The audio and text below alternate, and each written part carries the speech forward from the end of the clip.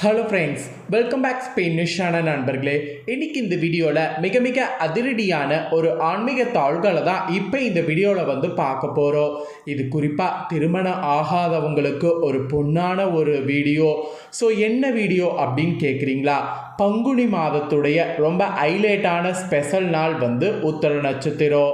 12வது மாதத்தில் 12வது நட்சத்திரமாக வருவது தான் ரொம்ப விசேஷம். ஸோ பங்குனி மாதத்தில் உத்தர நட்சத்திரம் பங்குனி உத்தரமாக கொண்டாடப்படும். இந்த உத்தரத்தன்னைக்கு முருகப்பெருமானுக்கு சிறப்பு கல்யாணமானது நடைபெறும். இந்த கல்யாண வைபவத்தை திருமணம் ஆகாதவங்க பார்க்கறது ரொம்ப விசேஷம். அதோடு பல வரன்கள் தேடியும் திருமணம் ஆகாமல் இருக்கிறவங்களுக்கு திருமணம் நடக்க இந்த ஒரு நாளில் இந்த ஒரு விஷயத்தை நீங்கள் செய்யணும். அப்படி நீங்கள் செய்தீங்கன்னா அடுத்து வரக்கூடிய சில நாட்களில் உங்கள் வாழ்க்கையில் திருமண யோகம் உண்டாகும். உங்கள் வீட்டில் டும்டும் சத்தம் கண்டிப்பாக கேட்கும். ஸோ அந்த டும்டும் சத்தம் கேட்க என்ன செய்யணும் அப்படிங்கிற பரிகாரத்தை தான் இந்த வீடியோவில் சொல்ல போகிறேன். ஆக்சுவலி ஏப்ரல் மாதம் 1ஆம் தேதி தான் அந்த விசேஷமான நாள் வருது. அன்னைக்கு பங்குனியுடைய 18ஆம் நாள் கிழமை பார்த்தீங்கன்னு வச்சுக்கோங்களேன், புதன்கிழமை. நிறைஞ்ச புதன்கிழமை உத்தரம் பௌர்ணமி ஆனது வருது. இந்த ரெண்டு வரக்கூடிய பங்குனி ரொம்ப விசேஷம். இந்த பங்குனி உத்தர பௌர்ணமி நாளில் நான் சொல்லக்கூடிய இந்த ஒரு விஷயத்தை திருமணமாகாத நபர்கள் நீங்கள் செய்தீங்கன்னா கண்டிப்பாக திருமண வாழ்க்கை உங்களுக்கு சிறப்பான முறையில் அமையும். அதே போல் திருமணமாகி திருமண வாழ்க்கையில் நிறைய ப்ராப்ளங்களை ஃபேஸ் பண்ணிகிட்டு இருக்கிறவங்களுக்கும் நல்ல ஒரு வாய்ப்பு கிடைக்கும். ஸோ அந்த வாய்ப்பை பற்றி தான் இந்த வீடியோவில் உங்களுக்கு சொல்ல போகிறேன். நான் சொல்லக்கூடிய பரிகாரத்தை நம்பிக்கையோடு செய்யுங்க. இந்த ஒரு சின்ன விஷயமா நமக்கு வாழ்க்கையில் மாற்றத்தை கொடுக்கும் அப்படின்னு நீங்கள் நினச்சி செய்கிறத விட இது செய்தால் என் வாழ்க்கை மாறும் அப்படிங்கிற ஒரு தன்னம்பிக்கையோடு செயல்படுங்க. அப்படி நீங்கள் செயல்படும் போது நிச்சயம் உங்கள் தலையெழுத்து மாறும். சரி, என்ன பண்ணுங்கிறத வாங்க பார்க்கலாம். திருமண வாழ்வில் பார்த்தீங்கன்னு வச்சுக்கோங்களேன், பிரச்சனைகள் இருப்பவங்க, திருமண பந்தத்தில் புதிதாக இணைய வேண்டும் என்று காத்திருப்பவங்க அனைவரும் பங்குனி உத்தர வரக்கூடிய அந்த நன்னாளில் முருகப்பெருமானை வேண்டி விரதம் இருந்து வழிபாடு செய்தால் நிறைவான மன வாழ்க்கை அமையும் என்பது ஐதீகம். பங்குனி உத்தரத்தில் முருகப்பெருமானை வழிபாடு செய்யக்கூடிய முறையும் அதன் பலன்களையும் இப்போ நான் இந்த வீடியோவில் சொல்ல போகிறேன். தொடர்ந்து வீடியோ பார்த்து தொடர்ந்து உங்களுக்கான பலன்களை தெரிஞ்சுக்குங்க. தமிழ் மாதங்களில் கடைசி 12வது மாதமாக வருவது பங்குனி. 12வது நட்சத்திரமாக வருவது உத்தர நட்சத்திரம். 12 கைகளை உடைய முருகப்பெருமானுக்கு பூஜைகள் செய்வது பங்குனி உத்தரத்தில் பெருஞ்சிறப்பு. இந்த வருடம் 2026 பங்குனி உத்தரம் புதன்கிழமை கரெக்டாக பார்த்தீங்கன்னு வச்சுக்கோங்களேன், கரெக்டாக ஏப்ரல் 1ஆம் தேதி அன்னைக்கு வர இருக்கு. ஸோ இந்த நாள் வெகு விமர்சையாக கொண்டாடப்பட இருக்க இப்போவே முருகன் கோவிலில் கொடியேற்றலாம் நடந்திருக்கு. ஸோ கொடியேற்றத்தோடு பல முருகன் கோவில்களில் விசேஷங்களும் பார்த்தீங்கன்னு வச்சுக்கோங்களேன் ஆரம்பமாயிருச்சு. ஸோ தமிழ் மாதங்கள்லேயே இந்த ஒரு மாதத்துக்கு மட்டும் இவ்வளவு சிறப்புகள் அடங்கியிருக்கு. இவ்வாண்டு என்ன சிறப்புனா, நல்ல சுபயோக பங்குனி உத்தர நாளில் சுபமுகூர்த்தமும் கூடி வருது. பங்குனி உத்தரத்தில் பல தெய்வங்களுக்கு திருமண வைபவங்கள் நடைபெற்றிருக்கு. சிவன் பார்வதி, ராமர் சீதை, அரங்கன் ஆண்டாள், முருகன் தேவியான இந்த மாதிரி வரிசையாக நிறைய தெய்வ திருமணங்கள் பங்குனி உத்தரத்தில் நடைபெற்றிருக்கு. அதனால் இந்நாளில் திருமண வாழ்க்கை நல்லபடியாக அமைவதற்கு விரதம் இருந்து அனைவரும் வழிபாடு செய்யணும் என்பது சொல்ல வர. பங்குனி உத்தரத்தில் முருகனுக்கு சிறப்பு பூஜைகள் நடைபெறும். கோவிலுக்கு சென்று இந்த நாளில் முருகனுக்கு நடக்கக்கூடிய அபிஷேகங்களில் கலந்து கொள்ளுங்க. பக்தர்கள் உங்கள் வாழ்வில் இருக்கக்கூடிய தடைகள் அகலும் என்பது நியதி. கோவிலுக்கு செல்ல முடியாதவங்க வீட்டிலையே விரதம் இருந்து பங்குனி உத்தர நாளில் முருகனை வழிபாடு செய்யுங்க. அதிகாலையில் எழுந்து நீராடி சுத்தபத்தமாக முருகனை பூஜரையில் அலங்கரித்து கொள்ளுங்க.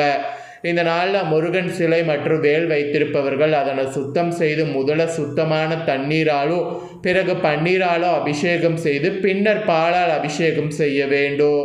பங்குனி உத்தரமான அன்னைக்கு பாலால் முருகனுக்கு அபிஷேகம் செய்தால் உங்களுக்கு அமைய இருக்கக்கூடிய மன வாழ்க்கையோ அல்லது ஏற்கனவே அமைந்துள்ள மன வாழ்க்கையோ பிரச்சனையில் இருந்தால் அவை நீங்கி சுபமான வாழ்க்கை அமையும் என்பது நம்பிக்கை. திருமணமாகாதவர்கள், திருமண பந்தத்தில் இருப்பவர்கள் அனைவரும் இந்த நாளில் தவற விடாமல் முருகனுக்கு கட்டாய பாலபிஷேகம் செய்து வழிபாடு செய்ய மறக்காதீங்க. மேலும் இந்நாளில் காலை முதல் இரவு வரை விரதம் இருக்க வேண்டும். உணவு எதுவும் சாப்பிடக்கூடாது. இரவில் கூட பால் பழங்கள் சாப்பிட்டு கொள்ளலாம். திருப்புகழ் பாடுவது இந்நாளில் சிறப்பு பலன்களை கொடுக்கும். முருகனுக்கு நெய்வேத்தியமாக சக்கரை பொங்கல் தேனும் திணைமாவும் படைக்க வேண்டும். கூடவே 12 நெய் தீபங்கள் ஏற்றி வைத்து முருகனை மனதார நினைத்து கற்பூர ஆரத்தி காண்பிக்கணும்.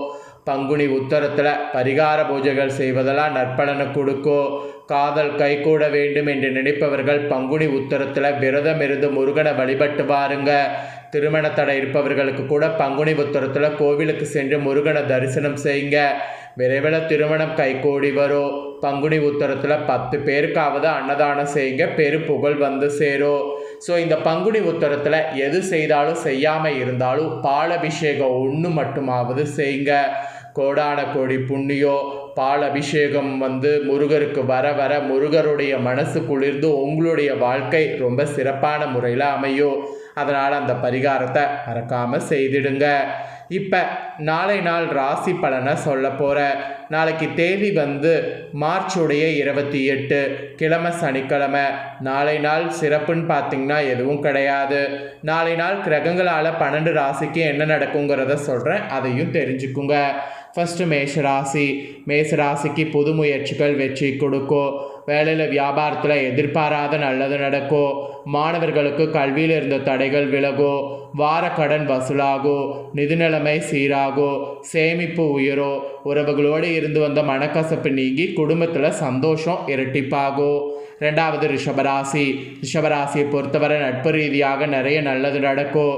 புது நண்பர்கள் அறிமுகம் புது அனுபவத்தை கொடுக்கும். வேலையில் வியாபாரத்தில் நல்ல முன்னேற்றம் இருக்கும். தேவையற்ற பிரச்சனைகள் உங்களை விட்டு தானாக விலகும். மாணவர்களுக்கு கல்வியில் நல்ல முன்னேற்றம் காணப்படுங்க. அப்புறம் மிதுன ராசி. மிதுன ராசியை பொறுத்தவரை சமநோக்கு நாளாக இருக்கும். பெருசாக எந்த பிரச்சனைகளும் வராது. உங்களுடைய கடமைகளை சரியாக செய்திடணும். நேரத்தை வீணடிக்கக்கூடாது. ஆரோக்கியத்தில் கவனம் செலுத்தணும். இறை வழிபாடு செய்யுங்க. எல்லாம் நல்லபடியாக நடக்கும். அப்புறம் கடகராசி. கடகராசியை பொறுத்தவரை வேலைகள் சரிவர நடக்கும். உங்களுடைய பிரச்சனைகளுக்கு தீர்வு கிடைத்துவிடும். மனக்குழப்பம் நீங்கும். வியாபாரத்திலிருந்து வந்த தடைகள் விலகும். நிதி நிலைமை சீராகும். வருமானம் பெருகக்கூடிய நாளாக இருக்கும். நீண்ட தூர பயணங்கள் மட்டும் தவிர்த்து கொள்வது நல்லது. அப்புறம் சிம்மராசி. சிம்மராசியை பொறுத்தவரை நினைத்த வேலைகள் நல்லபடியாக நடக்கும். உங்களுக்கு ஆதரவாக சுற்றி இருப்பவர்கள் செயல்படுவாங்க. வேலையில் வியாபாரத்தில் சுறுசுறுப்பு இருக்கும். உயர் அதிகாரிகளுடைய ஆதரவு பெறுவீங்க. நீண்ட நாள் பிரச்சனைகள் முடிவுக்கு வரும். எதிரி தொல்லை நீங்கும். மன நிம்மதி கிடைக்கக்கூடிய நாளுங்க. அப்புறம் கன்னிராசி. கன்னிராசிக்கு அதிர்ஷ்டமான நாளாக இருக்கும். நீங்கள் நினைத்து பார்க்காத நல்லது உங்களை தேடி வரப்போகுது. வார கடன் வசூலாகும். நிதி நிலைமை மேலோங்கும். பெரிய அளவில் இருந்து வந்த கஷ்டங்கள் கூட ஒன்றுமே இல்லாமல் காணா போகும். இறைவனுக்கு நன்றி சொல்லுங்கள். இயலாதவர்களுக்கு உதவி செய்யுங்க. அப்புறம் துலாம் ராசி. துலாம் ராசிக்கு லாபம் இருந்த நாளாக இருக்கும். வேலையில் வியாபாரத்தில் நல்ல முன்னேற்றம் இருக்கும். புதிய முதலீடுகளுக்கு முயற்சி செய்யணும். கட்டுமான தொழில் சீராக நடக்கும். கமிஷன் தொழில் கை நிறைய லாபத்தை பெற்றுத்தரும். மாணவர்களுக்கு கல்வியில் கூடுதல் கவனம் தேவை. நண்பர்களோடு அதிகமாக நேரத்தை செலவழிப்பதை குறைத்து கொள்ளுங்க. தேவையில்லா நட்பிலிருந்து விலகி இருங்க. அப்புறம் விருச்சிகராசி. விருச்சிகராசியை பொறுத்தவரை சந்தோஷமான நாளாக இருக்கும். குடும்பத்தில் இரட்டிப்பு மகிழ்ச்சி இருக்கும். வேலையில் வியாபாரத்தில் இருந்து வந்த டென்ஷன் குறையும். வெளியூர் பயணங்கள் நல்லபடியாக அமையும். சம்பள உயர்வு பதவி உயர்வு கிடைக்க வாய்ப்பு இருக்குது. ஆரோக்கியத்தில் கூடுதல் கவனம் செலுத்துங்க. அப்புறம் தனுசு ராசி. தனுசு ராசியை பொறுத்தவரை மன அமைதி இருக்கும். வேலையில் வியாபாரத்தில் சுமூகமான போக்கு நிலவோ. மனதிற்கு பிடித்த நபரோடு நேரத்தை செலவு செய்யுங்க. தேவையில்லாத டென்ஷன் குறையும். வண்டி வாகனம் ஓட்டும்போது கொஞ்சம் கவனமாக இருக்கணும். கணவன் மனைவி வாக்குவாதம் செய்ய வேண்டாம். அப்புறம் மகர ராசி. மகர ராசியை பொறுத்தவரை நலமான நாளாக இருக்கும். ஆரோக்கியம் சீராக இருக்கும். வருமானம் சீராக இருக்கும். உங்களுடைய தேவைகளை நீங்கள் சரியாக பூர்த்தி செய்து கொள்ளும். உங்களால் முடிந்த அளவு அடுத்தவர்களுக்கு உதவி செய்யணும்.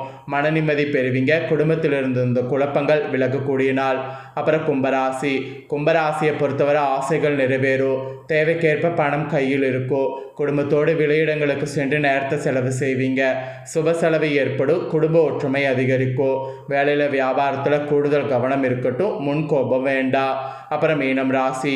மீனம் ராசியை பொறுத்தவரை உற்சாகம் இருந்த நாளாக இருக்கும்.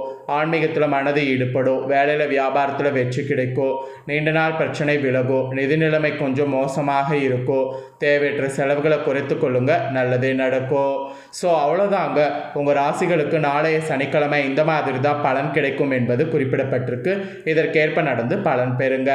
மெயினாக கல்யாணம் ஆகாதவங்க வீடியோ பார்த்துட்டு இருந்தீங்கன்னா இந்த பங்குனியை மிஸ் பண்ணிடாமல் இந்த உத்தரத்தில் நல்லபடியாக வழிபாடு செய்து பலன் பெறுங்க. இன்னும் நிறைய வீடியோவில் என்னென்ன பண்ணுங்கிறத ஷேர் பண்ணுறேன்.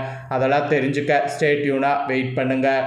சப்ஸ்கிரைப் பண்ணலன்னா சப்ஸ்கிரைப் பண்ணி பெல் பண்ண ப்ரெஸ் பண்ணுங்கள்.